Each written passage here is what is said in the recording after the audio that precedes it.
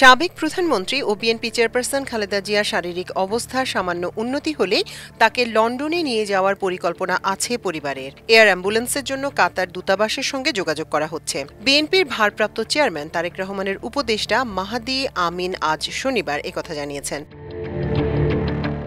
দুপুরে নিজের verified Facebook পেজে বিএনপির ভারপ্রাপ্ত চেয়ারম্যান তারেক রহমানের উপদেষ্টা মাহাদি আমিন লিখেছেন, আমরা যতটুকু শুনেছি দেশবাসীর দোয়া ও ভালোবাসায় সিক্ত আপোষহীন নেত্রীর শারীরিক অবস্থার কিছুটা উন্নতি হলে তাকে লন্ডনে নিয়ে উন্নত চিকিৎসার পরিকল্পনা করছে জিয়া পরিবার।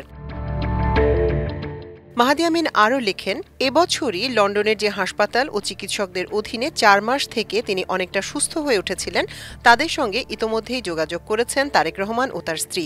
এজন্য সেখানে নিতে সর্বাধুনিক প্রযুক্তিতে সজ্জিত একটি বিশেষ এয়ার অ্যাম্বুলেন্সের ব্যবস্থা করারও উদ্যোগ নেওয়া হয়েছে বলে তিনি জানান। মাহাদি আমিন লিখেন, খালেদা জিয়া এভার কেয়ার হাসপাতালে ভর্তি থাকলেও তার চিকিৎসা মূলত দেশি বিদেশি বিশেষজ্ঞ চিকিৎসকদের তত্ত্বাবধানে পরিচালিত হচ্ছে। লন্ডন থেকে ভার্চুয়ালি চিকিৎসকদের সঙ্গে সার্বক্ষণিক যোগাযোগ রাখছেন এবং প্রয়োজনীয় ব্যবস্থা নিচ্ছেন তারেক রহমান ও তার স্ত্রী জুবাইদা রহমান।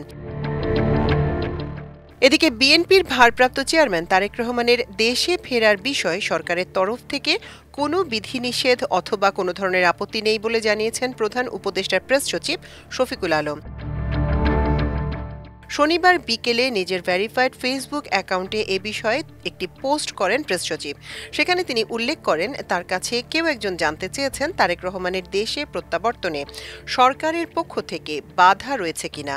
এর জবাবে তিনি বলেছেন, না, এ ধরনের কোনো বিধিনিষেধ নেই।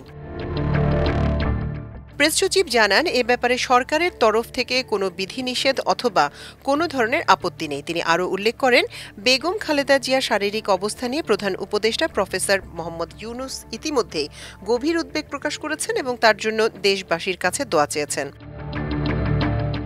প্রসঙ্গত, আজ সকালে নিজের ভেরিফাইড ফেসবুক পেজে দেয়া এক পোস্টে তারেক রহমান লেখেন, সংকটকালে মায়ের স্নেহস্পর্শ পাওয়ার তীব্র আকাঙ্ক্ষা যে কোনো সন্তানের মতো আমারও রয়েছে, কিন্তু অন্য আর সবার মতো এটা বাস্তবায়নের ক্ষেত্রে আমার একক সিদ্ধান্ত গ্রহণের সুযোগ অবারিত ও একক নিয়ন্ত্রণাধীন নয়।